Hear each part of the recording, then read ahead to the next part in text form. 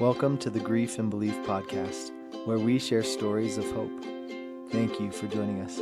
We hope this powerful story will help you feel God's love for you today.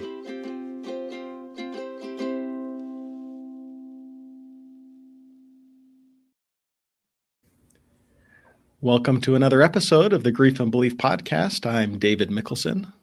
And I'm Kori Andrews.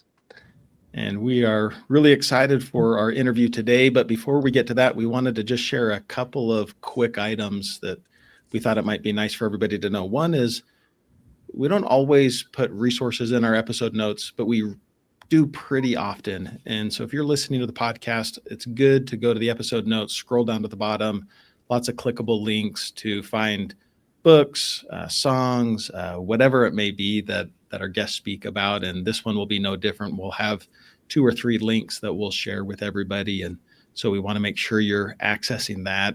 And then also, Kori, do you want to talk a little bit about our YouTube playlist that we've created? Yeah, I'm excited about this. So we recognize that there's people out there who may be going through different types, areas of grief, I guess. And so we wanted to create playlists related to those who maybe have lost a spouse, or those who've lost a child, or those who've lost a sibling. And we've kind of organized them in that way so that if you're going through a specific type of grief and you want to connect with those who are going through a very similar loss, you can go and find them there. We hope that principles, no matter what people are experiencing, can connect with what you're going through, but it might just be nice to know, like, okay, they're understanding my situation, maybe even a little bit more specifically. And so you can find those on our YouTube channel. We also have a link tree that we post in a lot of different places, and links to those will be on that as well. Yeah, that's hopefully makes everything more shareable with people who need the help. So with that, why don't we introduce Troy and Deedra Russell? I reached out to Deedra after Tiffany Oldham's interview. Tiffany mentioned in her interview that 2 days before her son's passing, that she had watched, that her family had watched the Mormon Message or the church video with Troy and Deedra and their son Austen. And when she mentioned that, I thought, oh, I'm going to reach out to them. I'm going to find them and reach out to them. And they were so kind to be willing to spend their time with us. And Troy and Deedra, thank you so much for jumping on the Grief and Belief podcast. You're welcome. Thanks for having us. Yep. Yeah, definitely. And I was just going to say that was definitely one of my favorite Mormon messages. And so it's like kind of meeting movie stars right now. That it's been fun to get to know you guys, and thank you for the inspiration that message has given me. Well, Troy and Deedra, do you want to tell everybody a little bit about you and your family? Sure. I grew up in Layton, Utah. There was 10 kids in my family, lived in the same house my whole life. Troy's dad was in the Air Force. He was born in Ohio, lived in Colorado, Arizona, Virginia, moved around about every 3 years. His dad retired and took a teaching position at Weber State University and retired by Hill Air Force Base. And when Troy graduated from high school, he went to Ricks, which is BYU, Idaho, Ricks College for a year before he went on his mission to Perth, Australia. And then when he came home, he went to Weber State where his dad was a professor, and that's where we met. So we were married in July of 1996. I needed to finish. I was young. I was only 19. I was playing soccer at Weber State. So I finished my degree, and then we moved to Portland, Oregon for Troy to go to chiropractic school. And our son, Colin, was born there, our oldest son, Colin. When we graduated from chiropractic school, we moved to Henderson, Nevada, and we've been here ever since. So it's been about 23 years now. So we had our son, Kyler, born here. He's 23, and then our son Austen was born in 2006, and then we have 2 daughters. They're 15 and 13. Yep. Yeah.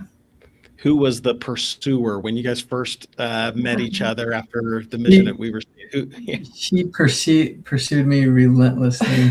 Right. So I was on the soccer team, and I became friends with our goalie. And she was going to a singles ward in North Ogden where Troy's dad had moved. And he was in that ward, and she was actually dating Troy. But when Troy came home from his mission, he had previously lived in Arizona. That's where he graduated from high school in Mesa. So when he came home from his mission, he didn't know anybody. He didn't have any friends. And I think his first week in the singles ward, he met a friend named Jason Reese. And he was dating my goalie friend. Her name's Quincy. And the connection was made that I used to be on a power tumbling team when I was for 10 years when I was young with Jason Reese. And I had gone to his mission farewell when I was 14. And that was the last time I had seen Jason. And so Quincy and Troy and Jason made the connection that they all knew me. And so Quincy set me and Jason up on a double date with her and Troy. And that's where we met actually the first time. So yeah, we were on a double date, went to Park City, and she was with my friend. And I was with a girl that I was friends with, but it wasn't going anywhere. And so that whole date, I was trying hard not to look at her and pay attention to her. Yeah. And then over the next probably 6 months, we'd see each other at school and kind of became really good friends. But my friend was still interested in her, even though they were never boyfriend, girlfriend, or going out. But I started praying because I really, really wanted to ask her out, but I didn't want to ruin my friendship with my buddy. And one day as I was driving, just praying, I had this overwhelming impression that I was going to marry her. And I was like, Heavenly Father, but that doesn't answer my question. Should I ask her out? And before I had a chance to ask her out, she invited me to go out with her family to go watch her sister play college basketball. And so I was able to call up my buddy and say, hey, she invited me to go with her family. I just wanted to let you know. And he was great. It ended up, he was the best man at our wedding and still good friends today. But yeah, and I never told her that I received an answer that she was going to be my wife. I never pulled one of those cards on her. Mm-hmm. You didn't tell me that till quite a few years later. After we're married, yeah. So we like he said, we met on that double date, and maybe about 6 months later, we ended up having like a class in the same building. And so we would see each other every once in a while walking into that building. And as time went on, we just kind of started waiting for each other so that we'd run into each other every time we had that certain class, maybe twice a week or so. And she thought I was playing hard to get, but I didn't want to ask her out because of my friend. So that's why she kind of pursued me. Yeah. Anyway, it was a very quick courtship, as you know, in the LDS community. So we were engaged maybe April or so and got married in July. Yep. Right before I started the next soccer season at Weber State. And it's been over 29 years. So yeah, in 26, we'll celebrate 30 years. So it's good awesome. Yeah. Kind of a side note to that is that growing up, I was a huge University of Utah fan, and I went to all of their sports camps. I took college courses there when I was in high school, biology labs and things like that. I had their swag and their pennants and everything on my wall and decorating my room. And when I was a senior in high school and looking to attend different colleges, that was definitely my number one choice. But I submitted applications to probably a dozen colleges or so, and got accepted I got accepted to the University of Utah, but I got a scholarship to other colleges, but the University of Utah didn't offer me one. And I was kind of heartbroken. And like I said, there's 10 kids in my family. And so my dad did okay, but we knew that, we'd have to figure out how to pay for college on our own. And so I remember one night talking to my dad about it, and him saying to me, if you really want to go to the University of Utah, we'll make it work. We'll figure out how to make it work. And his job was nearby there. And so we had discussed him taking me into school each day on his way to work. And then I had talked to the soccer coach and was able to get like a walk-on position there. And so the plan was set. I had registered for classes. I'd gone to orientation, and I had a few really close friends that were trying out for the Weber State soccer team. And so I knew when those tryouts were happening. And the night before those particular tryouts at Weber State, I was just saying my night prayers, like, routine. Wasn't really praying for anything specific, just kind of the usual, ready to get in bed prayers. Bless me, thank thee, whatever, all that stuff. And I had this overwhelming impression. The thought that came to my mind at the time was I had a scholarship to Weber State.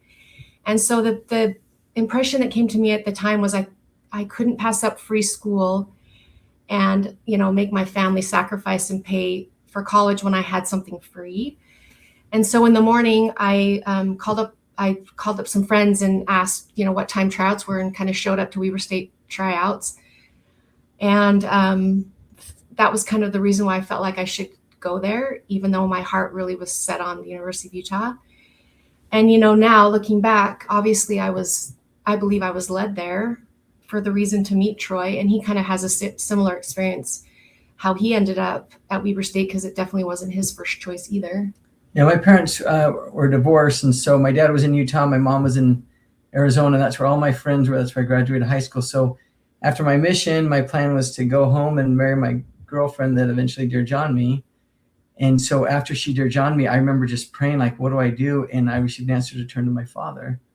My father was a professor at Weber State, and he said, come up here and you can get half tuition and go to school there. So I didn't really want to, because all my friends were in Arizona, but I wanted to follow what Heavenly Father led me to do. And so went to Utah, didn't know anybody, and I believe that was angels guiding me to help meet her. No, It's so fun. Seems like what I think our audience will find out through this whole conversation is the Russells are open to revelation, and they receive it and they act on it. And just seems like that's been kind of a theme over and over in our pre-call, that lots of prayer and lots of listening to what Heavenly Father has to say. So tell us more. Oh, go ahead. Well, go ahead. I didn't know what the next step was, so go ahead. Yeah, no, I just wanted to talk along with that idea of receiving revelation. I think you guys, there's symbols, there's things that you see, and I'm just looking up at if you're on YouTube watching this, we have a picture of a cute little kid holding a football with a number 3 on it, and this might be jumping the gun a little bit, but could you tell us a little bit about him? Introduce us to Austen, and maybe even a little bit about the number 3 and how that's connected. Well, I would say that our parenting our family life definitely revolved around athletics. I was active in athletics my entire life, played a bunch of different sports. Like I said, I originally had an academic scholarship to Weber State, which is what I accepted. And we weren't an NCAA college team at first. It was like a club team. I had to pay money to play. But the next year they went NCAA, and so they offered me a scholarship. So then I played the next 4 years under a scholarship through them, in addition to some academic money that I had. And but I played soccer's my love, but I played basketball, volleyball, softball. Like I said earlier, I did power tumbling. I had a love of athletics, and I think Troy is the same. He played quite a lot of sports. Probably basketball is his favorite, and we'll talk about how basketball plays into all this in a little bit. But from the time our kids were probably 3 years old, we had started enrolling them in sports. And so Austen is our third child. So our oldest 2, we started them in soccer and basketball and t-ball and flag football. And of course, I coached some of their soccer teams, and that's what I was kind of, pushing them towards. But once they turned 5, that's the first year you're eligible to play flag football. Those boys loved flag football, and it was the same season as soccer. And so unfortunately for me, flag football won, but our boys loved flag football. And then they also were playing club basketball year round. So we were a busy family. Our boys were playing basketball leagues constantly. And then depending on the season, they were playing whatever seasonal sports. So tackle football, rec basketball, soccer, whatever. We were putting them in baseball, flag football. So we were a super busy family. And, but we didn't really, especially with your first kid, you don't really know when to sign them up for things. So we didn't sign up, or I think we signed up our boys a little bit late for basketball. Maybe Colin was 6 and Kyler was 4.5 at the time. but because they were in basketball, we had sports, paraphernalia lying around the house. We had basketballs and footballs and all different kinds of balls laying around the house. Austen picked up a basketball at 18 months and started. We had a tile in our downstairs, and he started bouncing the basketball around at a super young age, like really just kind of picked it up and took off with it. So the kids were starting basketball, Colin and Kyler, and so I had them doing dribbling drills in our kitchen, and Austen came up and said he wanted to do it. And I said, Austen, once you can dribble 100 times, he was 3 at this time. I said, then come back. And so I'm doing the drills with the kids, and then Austen comes back and he's like, Dad, I can do it. And he did it 100 times. I'm like, okay, you got to do it with your left hand too. So then I was kind of like just brushing him off because he was focused on the older boys. Yeah. And then he comes back, he's 3. And then he's like, Dad, I can do it. And he did it 100 times. And from that moment on, he would shoot probably 1,000 baskets a day. We had a Papa shot. We had an indoor little basketball hoop. We had basketball hoops hanging on the doors. We had them all over the house. We had little ones in the backyard. We had one next to the trampoline. And he would just shoot and shoot and shoot. And it got so bad. Sometimes we'd say, Austen, come in for dinner. And he'd keep track of it. And he'd say, I have like 422 makes and 17 misses or whatever. He'd count them all. And he had to get to like 500 makes before he could come in and like do his chores or do his homework. He wouldn't come in. And so Deedra finally started grinding by taking and hiding the balls. And one time we took a picture. I wouldn't hide the balls. I would just take them and put them up where he couldn't reach. Yeah. And that was and then I'd get him to come inside and like work on his homework. And then the second I turned my back, he'd be out in the backyard shooting again. And I'm like, where are you getting these basketballs? And he had learned to like stash them. Yeah. And little squirrel. Yeah. Yeah. So one of my favorite stories is probably for his 4th birthday. We got him a little, maybe it was his 3rd birthday. One of them, a stand-up basketball hoop that just goes in the house. Like a little Tykes one, like the little, it's about 5 feet high, maybe. He was young. He was probably just 3. And he just kept shooting it, wouldn't open up his other presents and kept shooting it. And finally it was time for him to get ready for bed. And he just kept shooting. And Deedra goes, Austen, if you shoot one more time, I'm taking it away from you. And he has the ball. He looks at her, looks at the basket, looks at her, and just shoots it one more time. And she took it and hit the thing. But Troy was like secretly proud. I was like, yeah. I was frustrated that he was. She actually went and got him tested once for autism because of his like repetitive, where he would count the shots he'd make, how many do it, and he couldn't leave unless it was a certain number. But he tested negative for autism. But back to the number 3.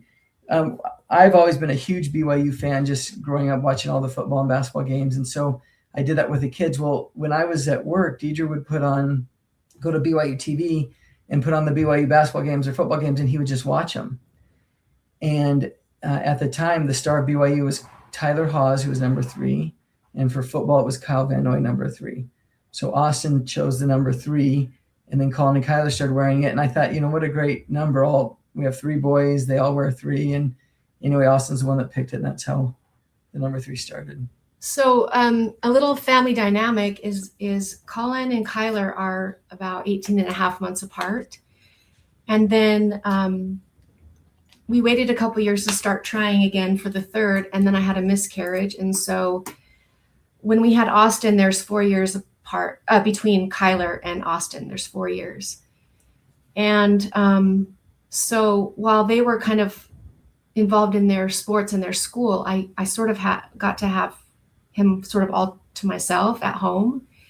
And even though he tested negative for autism, he had quite a severe speech impediment.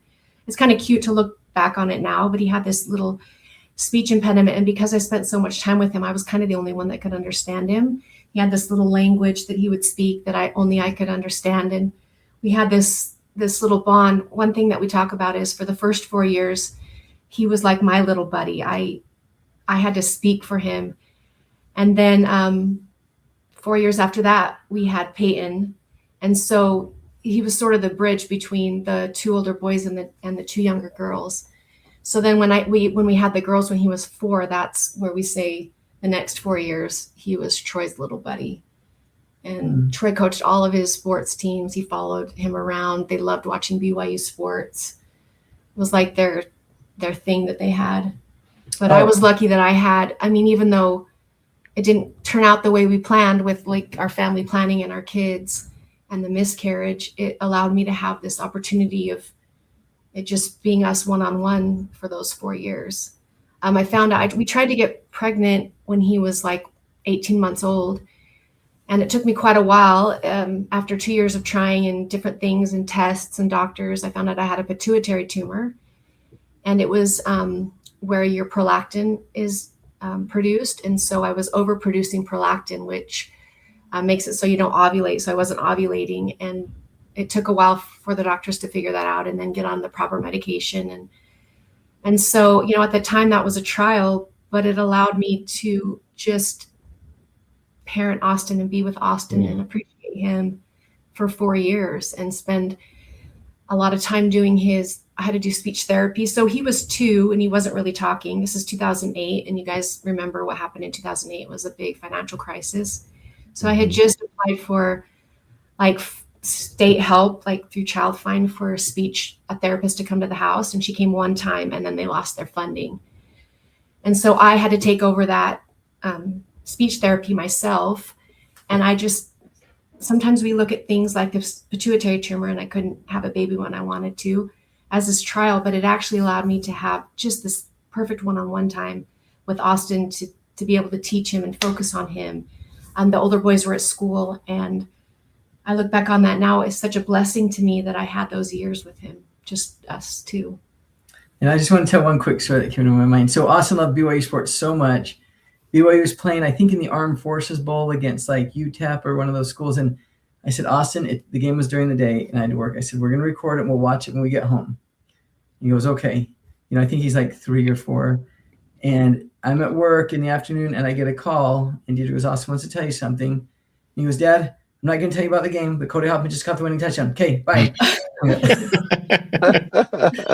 I was like, what happened to us watching the game together when I got home? Like he couldn't wait. And that's just how he loves sports and I love sports. And so we just had this really special bond. Another story, and I'm a little vague on the details, but I think it was so Troy always coached. Sometimes I was the team mom. So we'd have like end of season parties. And I think we were having it could have been an end of season party. It could have been a birthday party. I can't remember, but it was the night of a basketball game, I believe. It was NBA Finals with Miami and the Dallas Mavericks. And we had invited everyone over in the neighborhood to watch a new movie that just came out on Disney called Up. Yeah, I said I was looking at the details. I just remember the specific spot where all the kids were together, and I was trying to keep Austen with his friends doing the stuff with his team, and he kept trying to sneak upstairs to watch the game. No, Austen and I are downstairs watching I'm big on the game. And all the kids in the neighborhood, they're all watching that movie upstairs in our theater room. And she comes and makes us go up and watch Up with everybody, like make Austen. I made Austen. I did not want to go watch that Disney movie. I wanted to watch the NBA Finals. And so Austen neither, but I'm like, come on, let's go. We'll go. So we pause it. We go up there. I'm just sitting there kind of watching this Up movie. And maybe 45 minutes later, I'm looking around like, where's Austen? He had snuck downstairs and he was watching the game by himself. Watching the game. I'm sitting here watching this Up movie with all his friends and all the kids in the neighborhood. So that's the story that she was. But that's probably awesome. His life revolved around sports, and he was so much better at it than other kids his age. I don't know how he would have been as he got older, but as a 3, 4, 5, 6-year-old, he was kind of a phenom. He could make baskets from anywhere. He could dribble. He could double dribble. For kids in our area, for kids 5 years old, the only really option for basketball is rec. There wasn't really a club in our area at the time. There wasn't really club basketball at the time. So rec was where we started the boys. And then they went into club at like 7 or 8 years old.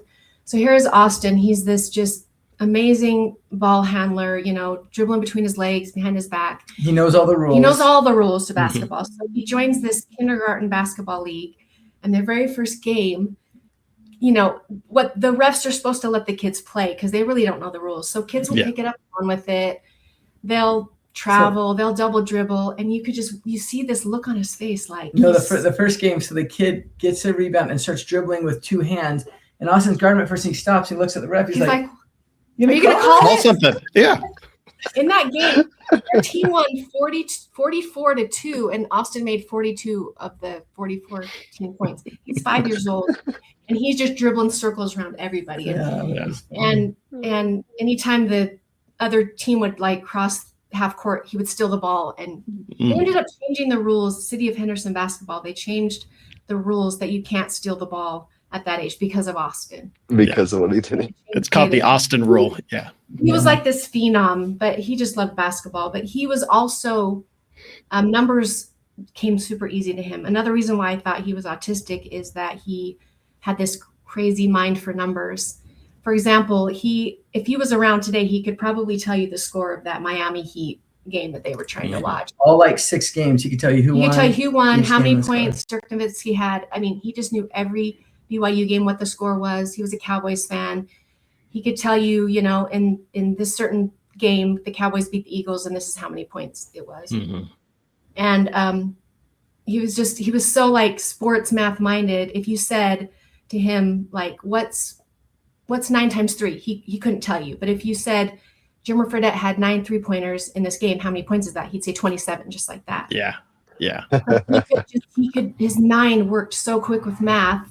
He was kind of a little bit like Rain Man. And I really thought maybe he was autistic. Yeah. Maybe there's something there. Maybe there's something there. So thank you. Yeah. Choosing number 3, the rest of the boys just kind of followed along. Yeah. Yeah. Well, thank you for letting us get to know Austen. We love him, and we're so thankful for the stories and the laughter and just getting to know his cute personality. And we it's always hard to transition to the next part of the podcast because we talk about the things that we don't like that happen. But your story will sound familiar to the listeners because Elder Holland back in 2016. Shared a conference talk called Emissaries to the Church and told your story and really a lot about your friend's involvement in it. But we would love for you to share a little bit about Austen's passing and the circumstances around that.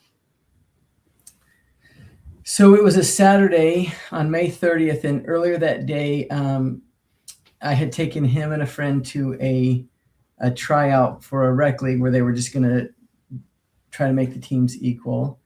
And on the drive home, he asked me if I had any chapstick in the car. And I said, no, sorry, Austen, I don't. And so we get home that day and our family project was cleaning out the garage. And it was kind of a rare Saturday where we didn't have any sports. Like a few times a year, we had one Saturday where we didn't have any games or activities. Yeah. So we had gotten a bunch of stuff that we were donating and put it in the back of my truck, and my truck was on the front of the house on the street. Yeah. And after we put like 80% of the stuff in there, I thought, why do I not back up the truck? And so we don't have to walk as far. And so I back up the truck, we put the last few items in, and then it's time to go. And so I get in the truck, I'm getting ready to leave, and I was looking for a piece of gum, and I opened up a little cubby and I found a chapstick. And like as parents, you want to do things for your kids that, will make them happy. And so I was kind of late going, but I thought, let me see. So I rolled down my window and I leaned back, and in our garage, we have a back garage to the backyard. And Austen was kind of barely in the backyard. And I hollered to him. I said, Austen, do you still want chapstick? And he goes, sure. So he started walking in the garage and I threw it to him. And Austen was an incredible athlete that we talked about. And it went right in his hand where he went to catch it. And he hit his hand and he dropped it. And it started rolling down the sidewalk or down our driveway. And so obviously I wanted to make sure that it didn't go into the truck. So I waited and I watched him come down and he picked it up and he stood up. And so then I adjusted the radio and put the car in drive and I drove forward. And as I drove forward, I felt the truck bump up like I ran over something. My initial thought was something had fallen out of the truck. And I turned around and I just see Austen lying on the driveway with his arm reached up. And I just yelled, all I remember is I yelled Deedra and I just froze.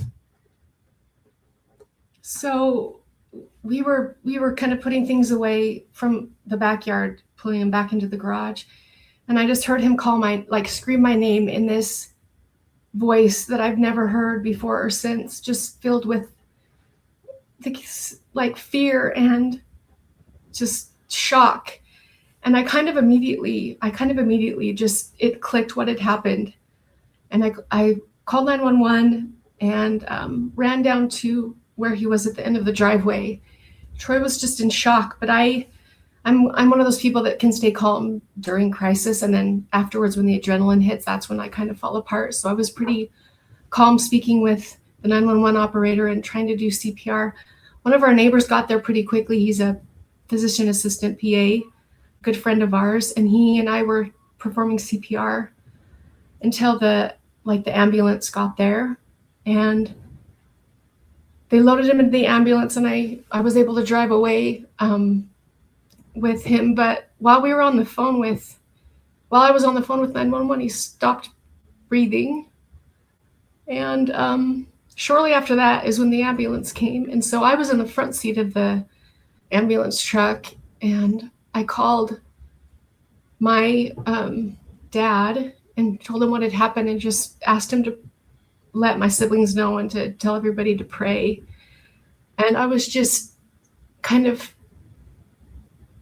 not crying yet, just still holding it together, just thinking of kind of all the things that could happen to him if he, that he was going to survive, but that, he's going to be handicapped, or I really thought that he was going to survive. And the biggest thing I remember is my mom had passed away unexpectedly about 15 months prior.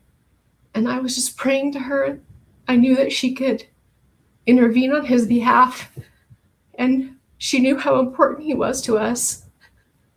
And I was just praying, not to Heavenly Father, but kind of to her, to please save his life, that we needed him so much. And when I got to the hospital, I didn't see him get out of I didn't see them take him away on the gurney. A nurse kind of directed me towards a room. And as we were passing through the ER, there was a sink, and I had Austen's blood on my hands. And so I stopped at the sink to try to wash off the blood. And that's kind of when I fell apart. And I just kind of dropped to the floor and just started crying so hard. And they took me into a room. People that have lost loved ones in the hospital probably are familiar with this room. And you go in there, and there's a chaplain there, and that's where they let visitors come and talk to you.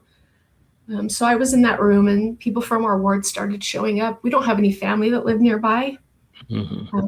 So our ward had become our really close family and friend. That was kind of like our family. So our bishop had just been called a month before. The Relief Society presidency had just been reorganized a few weeks before. The Relief Society president, who was a friend of mine, showed up. Our bishop showed up. John Manning, who we'll talk about, he showed up. It took a while for Troy to get there. He can tell you his part. They had put me in a police car, the front seat, and he was just asking me what had happened. And I can't remember any of the questions he asked. All I remember asking, is he going to be okay? Have you ever seen this happen to a kid and he's okay? Is he going to be okay? And he goes, we'll go see him in a second. And then to this day, I still can't remember anything else he asked me. I just remember is he going to be okay? That was all that I was worried about. And so then they took me to the hospital, and I got there, and then that's when they brought him into the room where I was with a few other people. I don't remember who exactly was there. And they brought us into his room where his body was. And that's where they told us that he had passed away. And then they just left us in the room there with his body. And it was this perfect world and life that we had all of a sudden just came crashing down. And we're in there, and I don't remember how long we were in there, but we didn't want to leave. We just kind of held each other and held his hand, and just his body and his face looked normal. Mm-hmm.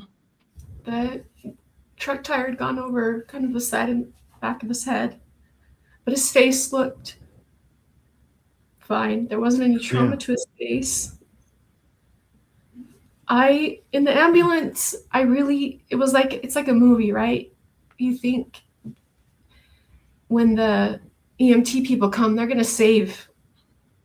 got there in time, like they're going to save him.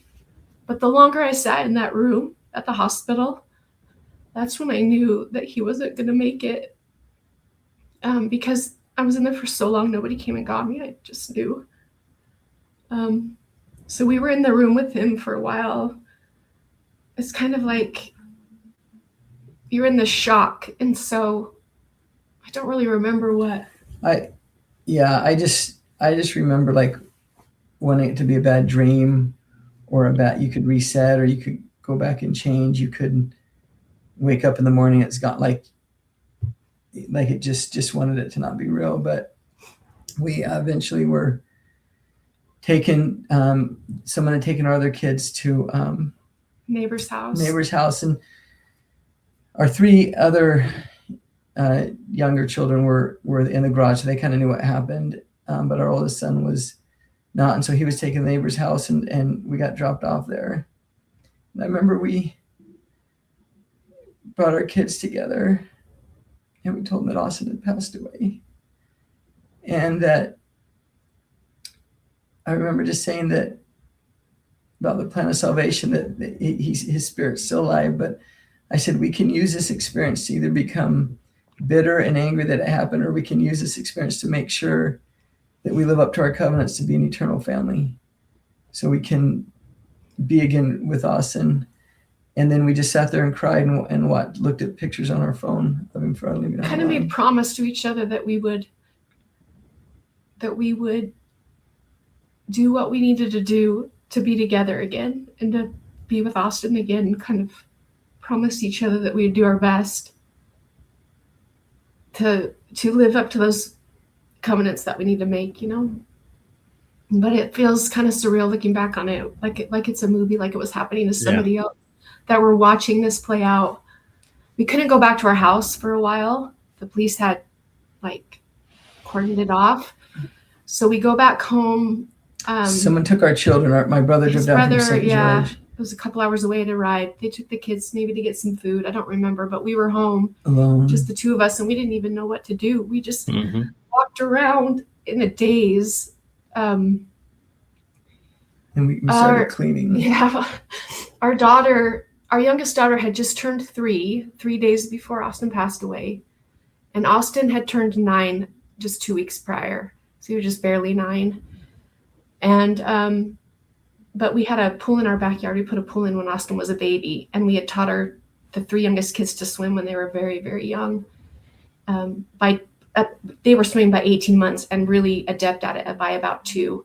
So our daughter that was 3 was a really good swimmer. He had taken down our pool fence. And I remember walking through the house and just feeling like I had lost my whole sense of security. Like nothing was safe. Nobody was safe. And so we didn't really know what to do in the house. We went out to the backyard and started putting up the pool fence at midnight. I don't remember what time it was. And then we were out in the backyard just putting our pool fence back up because I just didn't feel like anybody was safe. So then eventually she went upstairs and started doing laundry, and I just started cleaning the kitchen. We really didn't what were we going to do? Go to bed? We didn't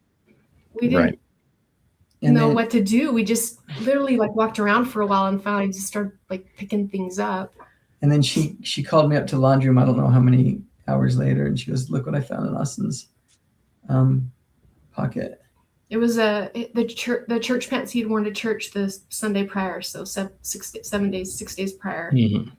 And he was all about sports. I mean, he went to church, but he never brought anything home or was super involved or really, I don't even know how much he paid attention. And if he did get a paper at work at church, he would just hand it to us. He never folded up and put it in his pocket. So he had folded up a paper and in his pants pocket, and I unfolded it, and he had written in different colored crayon for each letter. The worth of the souls is great in the sight of God. D&C 1810. Yeah. D&C 1810. Mm-hmm. The worth of souls is great in the sight of God. It was the first time he'd ever kept anything like that from church. And I know that was a tender mercy of a note that he had left for us to find that night. It wasn't by happenstance or accidental. It feels like there was clear purpose in a 9-year-old who doesn't know that what he's doing, but for some reason felt the need to do that, and for you to receive a special message from him. Yeah. I had never paid attention to the phrase tender mercies or really thought about it very much. But there are a lot of tender mercies that happened surrounding the time where he passed away, before and after. That when you look back, you just see these little things that were kind of out of the ordinary that happened. One was our 5-year-old daughter had a really hard time falling asleep. Like, since she was a baby, she hardly slept. And so she had her own little room in her bed, but every night she'd climb in bed with us. And the week before he passed away, every night, instead of coming into our room, she went into Austen's room and slept in his bed with him.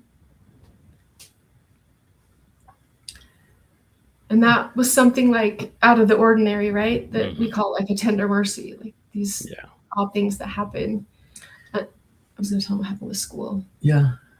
Another thing is, he was in 3rd grade. His teacher, it was her first year teaching. She was a young teacher, and she just loved him so much. Like, he was kind of a stinker, but she let things pass and slide that he probably shouldn't have gotten away with. Every time they would have like a math bee, he would win, and she just loved his sharp, mind, and he had this funny wit. And she was trying to do everything by the book because it was her first year, and so she was doing things just exactly how she was taught and how she was supposed to do it. But the day before he passed away, out of the ordinary, she decided to stop a lesson that she should have had and have the kids write these poems. She was going to do it on the Monday. She was going to do it the following Monday, and she decided to do it that Friday, and it was kind of like their life dream poem. And she showed it to us after he passed away, and it was like he wrote on there, "My dream is to see Heavenly Father. The person he'd like to meet most. Most is Heavenly Father. And the place he'd like to visit most. Most is heaven." And this is coming from a kid who just talked sports 24/7. He wasn't overly religious or spiritual, not that we had seen. He was like a fun-loving, he always wanted to have fun. He had a lot of friends. He had fun with his friends. He was telling jokes and laughing. He was like the life of the party kid. He wasn't like a serious thinking, spiritually thinking kid. So for a 3rd grader to write that in a poem, we look at it as a tender mercy. And another one, probably 2 or 3 days or a week before he passed away, he and I were alone in a car, and he was quiet, and out of the blue, he just asked me, he said, "Dad, does everyone have to serve a mission?" And I said, "No, but the prophet has said that every worthy young male should serve a mission." And that was it in the conversation. To this day, I wish I asked him why he was thinking about that. And then about 15 minutes before he passed away, we'd ordered pizza for the family, and we were in the kitchen eating it. And my nephew was opening his mission call on Facebook. And so we watched that, him open his mission call on Facebook. And I said to Kyler and Austen, I said, before long, this is going to be you guys serving your missions. And then we went outside to finish in the garage, and about 15 minutes later, he passed away. Another thing that's super tender to me is, like I said previously, from ages 4 to 8, he was Troy's little buddy, right? Like, they did everything together. And I was focused on these 2 girls, one of which was kind of a fussy baby, had colic, had some medical issues. And so once I started coaching the girls in soccer, I wasn't his team manager anymore. Austen had a really good friend named Travis, and Travis's mom would be the team mom, and Troy would be the coach. And so it was kind of those 2 together. Her name's Shannon. Troy and Shannon would take the kids, and Shannon's husband Will and I were kind of like sideline parents, or we were with our other kids. And the week before Austen passed away, it was near the end of 3rd grade. They do what's called like Market Week, where you create something to sell. And then all during the school year, the kids in the elementary school would earn like fake money by doing kind things. So if a teacher saw them be kind to somebody, they would give them money, and then they could spend that fake money at this like market day where all the third graders would come up with some idea.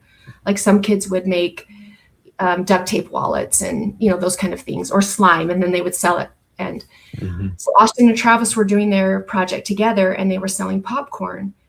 And our friend Shannon worked at the Thomas and Mack and had an in with getting, you know, already popped popcorn. And so they got together a couple days before market day, which was the day before he passed away.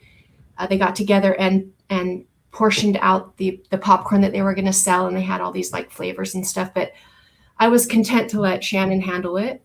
And that was fine.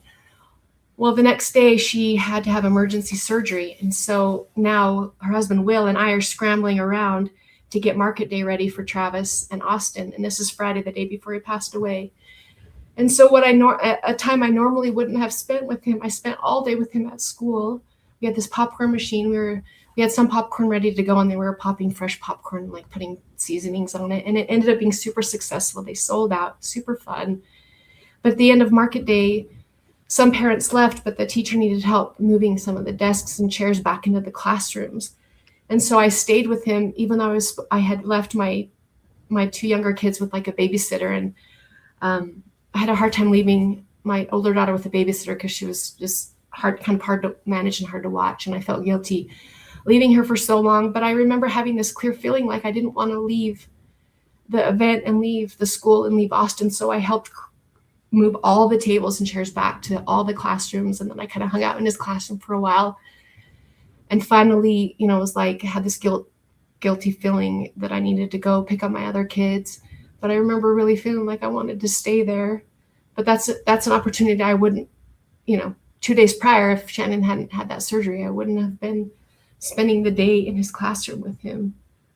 And he was so cute and so happy and so proud that his product sold, you know, all sold out. And I just keep picturing his cute face and he and Travis.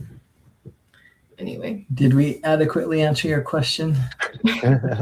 So good. So good. Thank you for sharing all those tender mercies. And I just kept thinking like how good God is that even though he allowed something really hard and difficult to happen, that he sent little messages, little ways to remind us of his love. And one of the ways that I think that, you know, if you've seen the video, right, you know that he used the ward and those around you to continue to share those messages of love. And I'm just curious if there's any behind the scenes or anything else you could tell us about, whether it's from that story in the video or from Elder Holland reaching out or hearing about your story. Could you tell us a little more about that?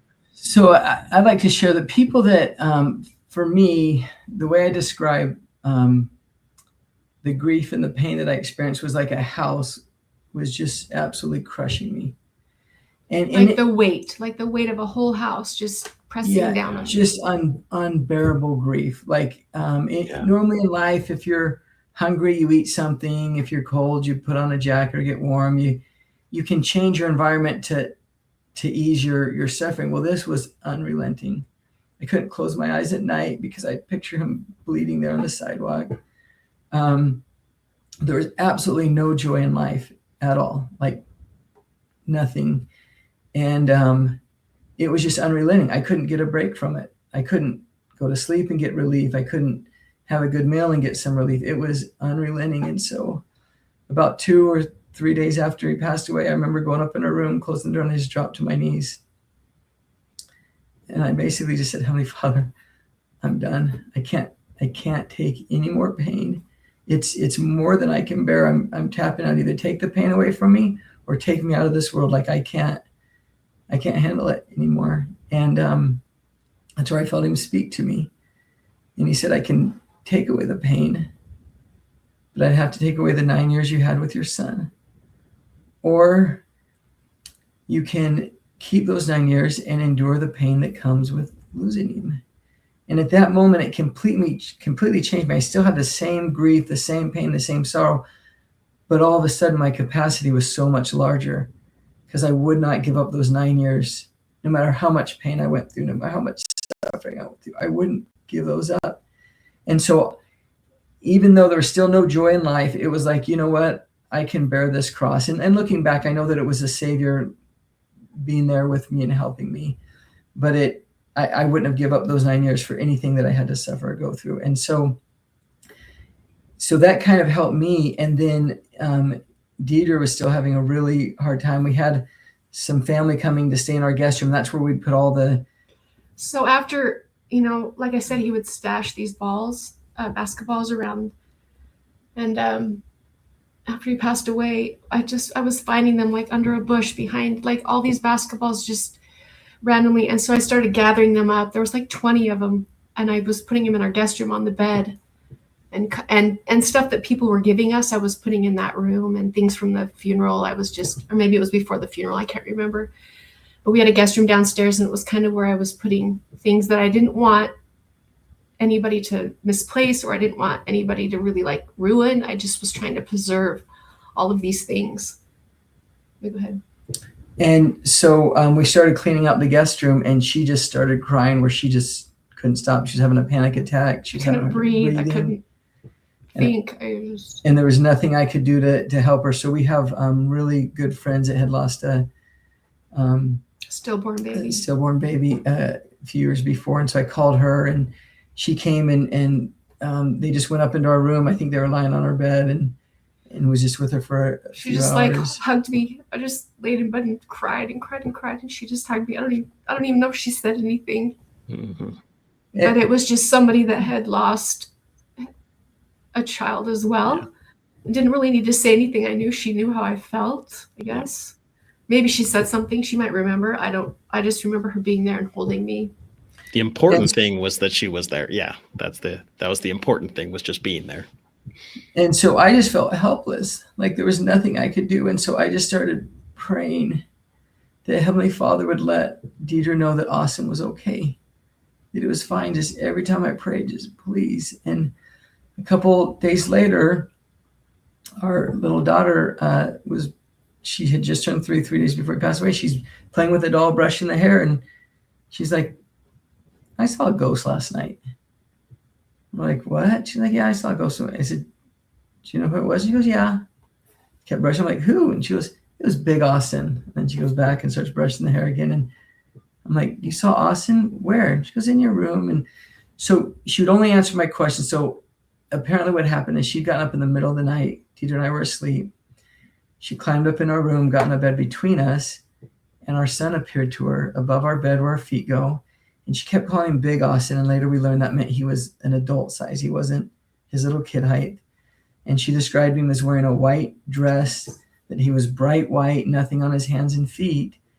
And he didn't say anything to her. He just did this. And I'm like, he didn't say anything. She's like, no, he did this, Daddy. And then I was like, well, why didn't you wake us up? And she goes, because he did this, Daddy. Mm-hmm. And then she said he stayed there until she fell asleep. And I knew that was another tender mercy that Heavenly Father gave our family, to let us know that he's fine. He's okay. And it's just us that have to pick up the pieces and get through this. It's funny now, I guess. I mean, not just funny in a way, but so after the accident, like he said, we couldn't sleep. I don't think I slept for maybe 3 nights, and finally I was like, I had to take something to go to sleep, so I started taking sleeping pills just to have a break. And I think because our younger kids were always coming in our room, Troy felt like he needed to be able to be like woken up in case there was an emergency. So no, you told me I couldn't take it in case there's an emergency. I told that sounds more like it.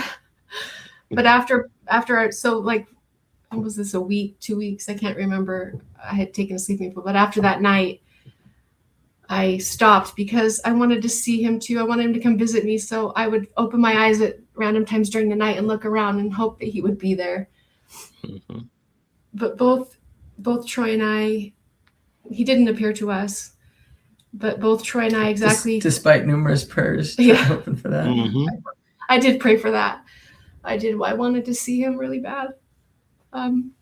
But 3 months to the day later, we were actually traveling up to Utah, and we were spending the night at a family member's house on our way up. And we were in St. George driving up to northern Utah, and we both had a dream about Austen. And we were sharing we were in like their guest room, and we had a blow up mattress that our kids were sleeping on. And the noise of the blow up mattress like shifting woke me up from this dream I was having of Austen. And I think the first thing I said was like, I didn't want to wake up. I was like, oh, I was dreaming of Austen. And Troy said, I was dreaming of him too. And that's the only night we've had a dream of him, and they were different.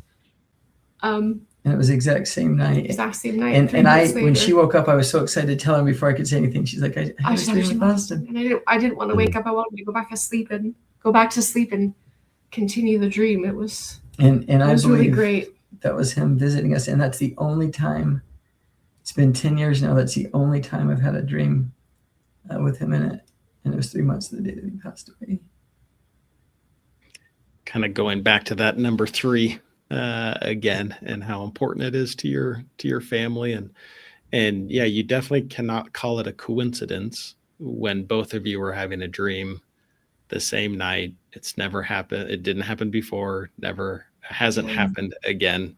That's just God working in your life with another one of those beautiful, tender mercies that you've talked about.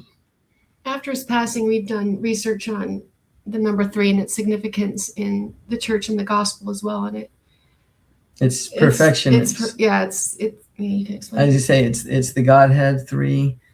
Jesus Christ, I think it was 3 hours on the cross. Gethsemane, they think he was in there for 3 hours. He rose on the 3rd day. Jonah in the well, belly for 3 days. Like it just means completeness, perfection. So it's become even more sacred and spiritual to us, the number. Mm-hmm. Tell us a little bit about the shirt that you're wearing, Troy. So someone, the community, as our family is just grieving, and as I said, Austen was such a good athlete that even people that didn't know our family but ever watched him play sports, they would all watch him because he was so little and so good. So he was just really well known through all the community and our family. And so someone had made this logo, AR logo 3, and so that just people started putting it on Facebook and all around. And you know how you change your Facebook photo status like for different events, like some people would put Ukraine flags. Mm-hmm. So at the time everybody was doing these red AR3 like on their Facebook status. Yeah, so our Austen feed Russell was like covered with these. Yeah.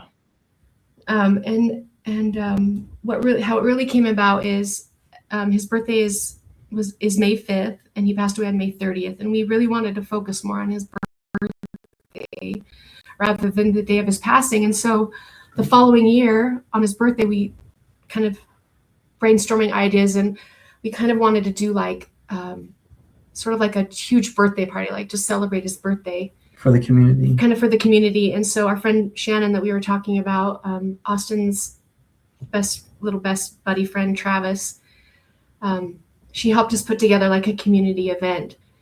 And we took that logo from Facebook and turned it into shirts and put different sayings on the back, and just sold them for a couple bucks at this little event. And I think it was $3. We sold them for $3. Yeah. So our first event was a basketball tournament. We were trying to do like a flag football tournament, a 3K race, like all these things. But it kind of boiled down to where we had a little basketball tournament that kids could sign up for. I don't even know if we charged for it. And we had some food trucks, and there was a park that was getting built right across the street from our neighborhood. And when Austen would get off the bus every day, it was right there at that park. And so he and his buddies just talked about all the fun stuff they were going to do at this park. Had a basketball court, had a big grass area, different things. And he passed away before its completion. But our mayor was really generous and like labeled the court Austen Russell Court. And the street name is like Austen Russell Way. And so they couldn't name the park after him, but they did things in the park. And so the community actually calls it AR Park. It's actually called Paradise Point Park, but nobody knows it as Paradise Point Park. Everybody calls it AR Park. That always puts a smile into our face. Yeah. Like people we don't even know, they'll say, "Oh, we're going up to AR." So we kind of this little event we wanted to host, kind of just really for our friends at first. All the people that supported us in the previous year with our loss, we wanted to put on this event. And so it just grew and grew to our first year having this little tournament. We did it for 10 years. We probably had 2,000, 2,500 people at our last event. And so every year we would do these shirts with a different saying on the back. And the saying would always include like an AR3. You have to turn around on the back. So sorry, I'm not trying to push him around, but this particular year says elevate your game, and the AR and the E is E is a 3. And so we just would, you can turn back around, sorry, incorporate different sayings. And what's awesome for us is these events, the kids, all the community looks forward to it. And we love seeing these kids wearing our AR shirts around town. Sometimes our family will be like in Wyoming or California, and they'll see somebody wearing an AR shirt at like Disneyland, and they'll be like, hey, you know the Russells. Yeah. I was going to say, you'll get a text message from somebody of a picture, like I saw somebody in the grocery store. And So this event just grew to be something the kids looked forward to every year. And people donated their time, and they donated their activities. And we had food trucks and flag football tournaments and bounce houses and movies on the grass and popcorn and face painters and balloon animals and free ice creams and all this stuff. And it was just really kind of our way of celebrating on his birthday. We did it the first Friday in May every year. Sometimes it would fall on his birthday, but it was like an Austen Russell birthday party every year. It's really interesting with grief. Initially, we started it because we were so worried that people would forget him, and we didn't want him to ever be forgotten. But I think as we've progressed through this journey, I don't really worry about. I know we'll never forget him, and I don't really worry about if other people would forget him or not. But at the time, like, that was really important. We were thinking about him all the time, and we knew that other people's lives, like everybody's lives, they keep moving on, they keep changing, progressing, and we felt kind of stuck. And it was really important to us that he wasn't forgotten. So what started as kind of therapy, sort of a therapeutical thing for us, ended up being this humongous community event. And if you've seen the one-on-one video they came one year when we were hosting it, and sort of showed footage of one of our events. Well, what a special way to honor such a special young man. And I think maybe this is a good place for us to wrap up part 1 of this interview. And I think we can start again and do a part 2, because I think you have so much good stuff to share that we'd love to cut this into 2 spots. Going back, we didn't answer your question about the Elder Holland video, really. Let's start the next spot Troy, with that. We want you guys to, we want our audience to hear that story. That's awesome. So thanks, guys. Yeah. Thank you to our incredible guests for sharing their story of hope. If you know someone who might be blessed by hearing this message, please share it with them. We would love it if you would subscribe, rate, and review, and comment on our podcast so others can find it. Be sure to follow us on Instagram and Facebook, as well as join our Grief and Beliefs Facebook group. Thank you to our sponsor, High Five Live Tours, where fun and joy meet on inspiring travel experiences. Special thanks to our producer, Misty Lynn Howard. Check out her history podcast called Faith Ignited. Thank you again for listening, and we'll see you next time.